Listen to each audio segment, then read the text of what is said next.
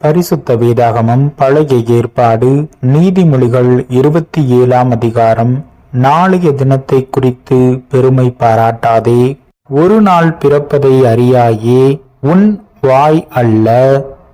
புறத்தியானே உன்னை புகழட்டும், உன் உதடு அல்ல, அந்நியனே உன்னை புகழட்டும். கல் கனமும் மணல் பாரமுமாயிருக்கும், மூடனுடைய கோபமோ இவ்விரண்டிலும் பாரமாம். உக்கிரம் கொடுமையுள்ளது, கோபம் நிஷ்டூரமுள்ளது. பொறாமையோவென்றால் அதற்கு முன் நிற்கத்தக்கவன் யார்? மறைவான சிநேகத்தை பார்க்கிலும் வெளிப்படையான கடிந்து கொள்ளுதல் நல்லது. சிநேகிதன் அடிக்கும் அடிகள் உண்மையானவைகள், சத்துரு இடும் முத்தங்களோ வஞ்சனையுள்ளவைகள். திருப்தி அடைந்தவன் தேன் கூட்டையும் மிதிப்பான், பசியுள்ளவனுக்கோ கசப்பான பதார்த்தங்களும் தித்திப்பாயிருக்கும்.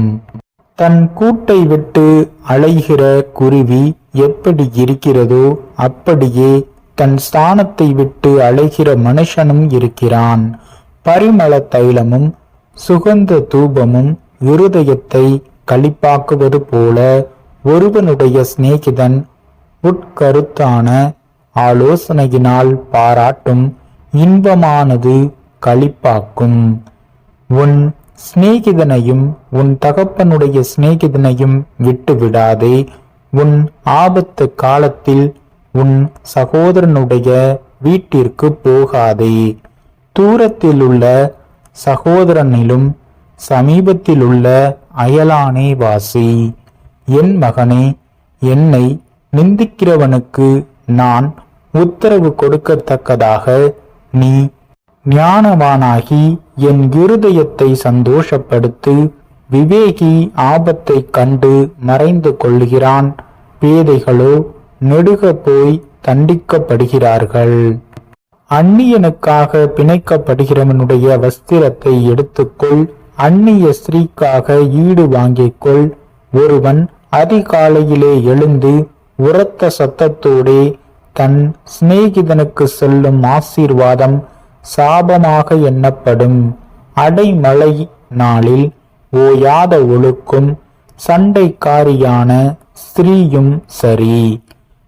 அவளை அடக்க பார்க்கிறவன் காற்றை அடக்கி தன் வலது கையினால் எண்ணெயை பிடிக்க பார்க்கிறான். இரும்பை இரும்பு கருக்கிடும், அப்படியே மனுஷனும் தன் சிநேகிதனுடைய முகத்தை கருக்கிடுகிறான்.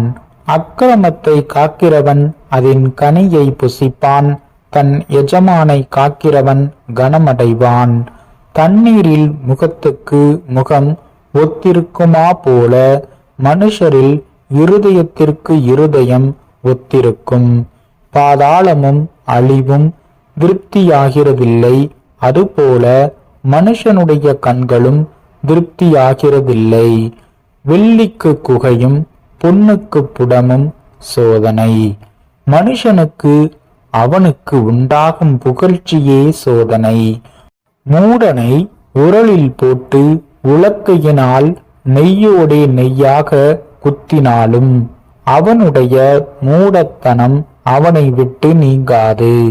உன் ஆடுகளின் நிலைமையை நன்றாய் அறிந்து கொள், உன் மந்தைகளின் மேல் கவனமாயிரு. செல்வம் என்றைக்கும் நிலையாது, கிரீடம் தலைமுறை தலைமுறை தோறும் நிலை நிற்குமோ? புல் முளைக்கும், பச்சிலைகள் தோன்றும், மலை பூண்டுகள் சேர்க்கப்படும். ஆட்டுக்குட்டிகள் உனக்கு வஸ்திரத்தையும் கடாக்கள் வயல் வாங்கத்தக்க கிரயத்தையும் கொடுக்கும்.